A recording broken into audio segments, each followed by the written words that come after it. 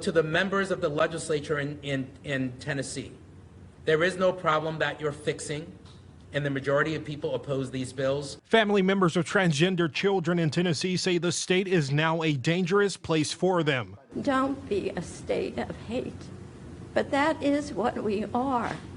Children like my grandchild will never call Tennessee their home state, because it is not a place that loves them. The roundtable discussion led by the Human Rights Campaign comes days after Governor Bill Lee signed a controversial bathroom bill, requiring businesses and government facilities open to the public to post signage if they allow transgender people to use multi-person bathrooms with their gender identity. We have 5 bills that have been signed by Governor Lee that regulates LGBTQ people to second-class status.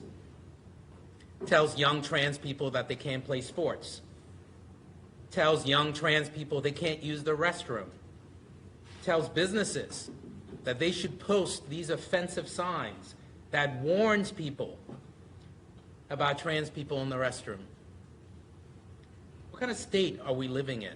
Parents of transgender youth are considering moving out of the state. But we're extremely worried about her future should we remain in Tennessee.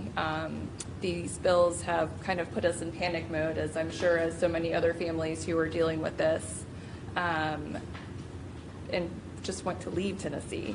Others say targeting children in this fashion could be deadly. And at a time when indeed depression and suicide are at high rates for all young people, that they're doubling down on one of the most vulnerable and smallest demographics among us. Governor Bill Lee also recently signed a bill banning doctors from providing gender-confirming hormone treatment to prepubescent minors.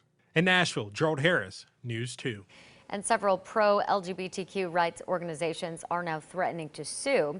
News 2 did reach out to Governor Bill Lee's office for comment. We have yet to hear back.